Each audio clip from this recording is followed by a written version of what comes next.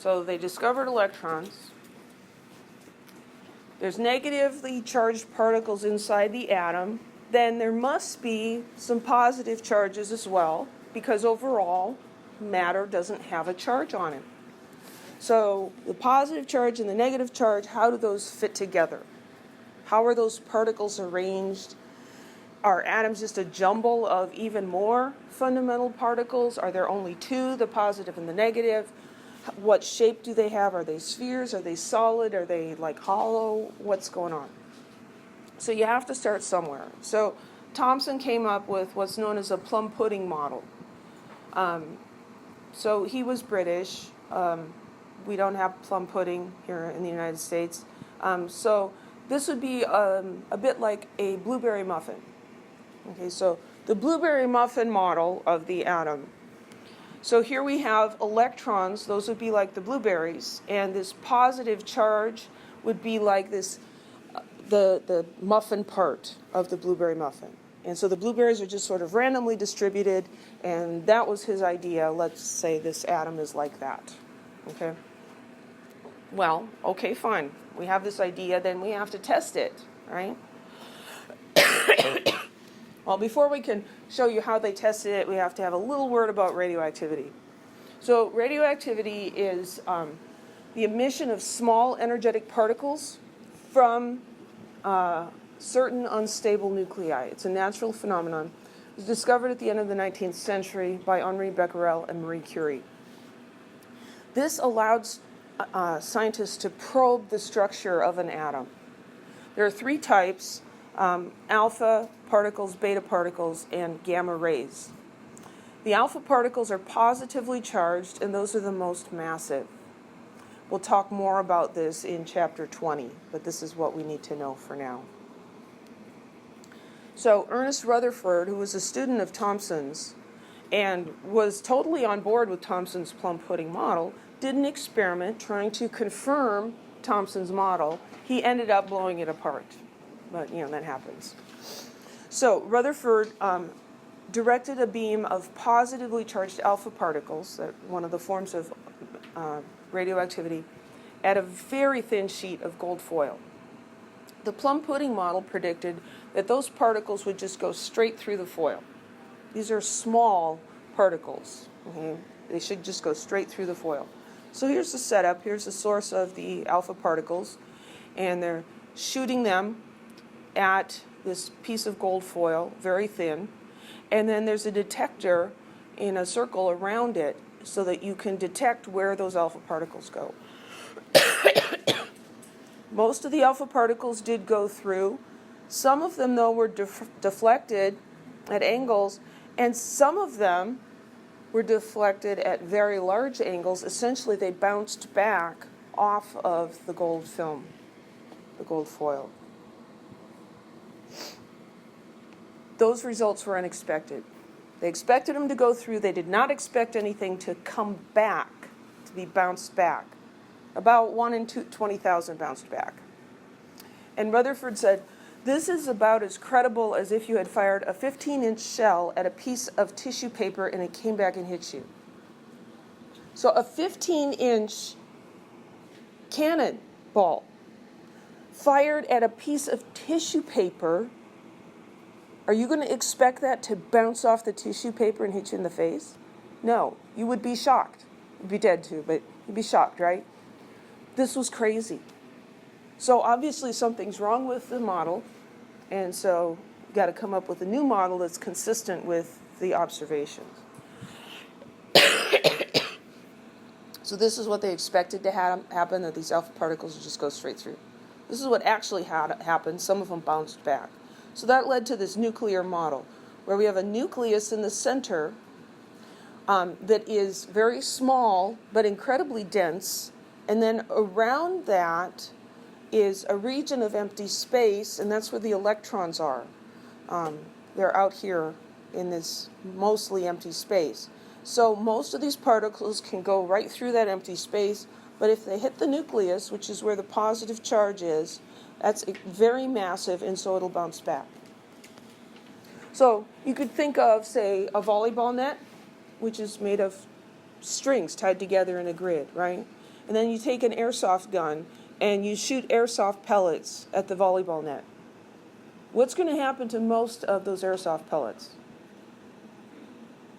They're going to go through those big holes, right? There's big holes in the net. But if the airsoft pellet hits the string, it's not going to go through the string. It'll bounce back, right?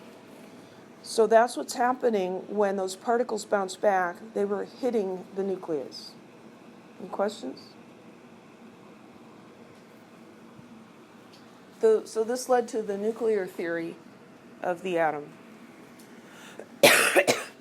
So most of the atom's mass and all of its positive charge are in the nucleus, very small core in the center of the atom. Most of the volume of the atom is empty space, and in that volume, we've got these tiny negatively charged electrons. It's not saying anything about what those electrons are doing. And there are as many negatively charged electrons outside the nucleus in that cloud area as there are positively charged particles inside the nucleus, making the atom electrically neutral. So the electrons are negative, and those positive particles are called protons. Protons, positive, they both start with P, so that's kind of nice. That was great, explained a lot of stuff, but there was still something missing. So hydrogen has one proton, and helium has two protons. So if the protons are the massive particles, the electrons are just really tiny, you can just sort of ignore them, we would expect that helium would weigh twice as much as hydrogen, right? Because it has twice as many protons. But it actually weighed 4 times as much as hydrogen. So there must be something else in there. So Rutherford and one of his students, James Chadwick, kept working on this, and they demonstrated that that unaccounted for mass was due to another particle they called neutrons. These are neutral particles that are in the nucleus. So you've got the positive protons, the negative electrons, and the neutrons that have mass but no charge. So neutrons are neutral. The mass of a neutron is similar to that of a proton. So you can kind of think of a neutron as being a proton without the charge. So hydrogen atom has only one proton. It doesn't have any neutrons. The helium atom is 4 times as massive because it has 2 protons and 2 neutrons. So it has 4 massive particles to hydrogen's 1. And that explains the difference in mass. So the nucleus is where more than 99.9% of the mass of the atom is. It's extremely dense. So it has almost all the mass, but it's extremely small.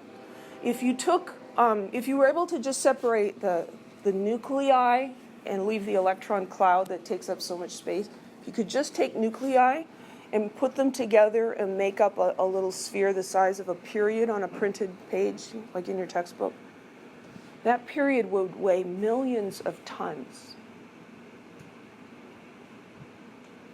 That's how dense the nucleus is. It's mind-boggling. So how can matter be mostly empty space, these little tiny nuclei in the middle? Well, it's a bit like a cloud. And, I didn't order the fog today, but you all saw the fog when you came to school, right? So fog is basically a cloud that's down here on ground level. Can you see through the fog? Not very well, right? You can see a little bit, but depending on how dense it is, it's really a problem when it comes to driving. So the electrons in an atom are a little bit like the water droplets in a cloud. They have negligible mass, but they're dispersed over a large volume. They take up a lot of space. So the cloud is very real. We can't see through it, and yet you can walk through it because it's mostly empty space. So that's a little bit what atoms are like. You can think of it this way as well. So here's scaffolding. Here's a person. So this is a very large scaffold, right? So if we had scaffolding here the size of a football field, and 100 stories high, right? That'd be pretty big. But it's mostly empty space, right? You could walk around in there, you could climb. There's a lot of empty space in there, right? But the solid parts are very solid. So if you're down on the ground and you're this little human and looking at this, you're going to see a lot of empty space. But if you go over this football field in an airplane and you look down on it, it's going to look solid, right? Because the farther away you get, the less you can distinguish the difference between the empty spaces and the solid places. They begin to look as a unit and look solid. If this was the atom, the nucleus would be the size of a pea, somewhere in the middle of it. So we have this largely empty scaffolding composed of the electrons, and all of the mass is in the nucleus, which would be the size of a pea. So that's trying to give you a sense of what the atom is like. So you tap your knuckles on the bench top here. It seems solid, right? Doesn't seem like it's mostly empty space. You know, somebody throws a brick and hits you in the head. You're like, well, that was pretty solid, right? So what's going on here? Well, your knuckles are mostly empty space. The bench top is mostly empty space. But it's like one giant scaffolding crashing into another. Two scaffoldings crashing into each other are not going to fall into each other. They're not going to go through each other, even though they're mostly empty space. Any questions?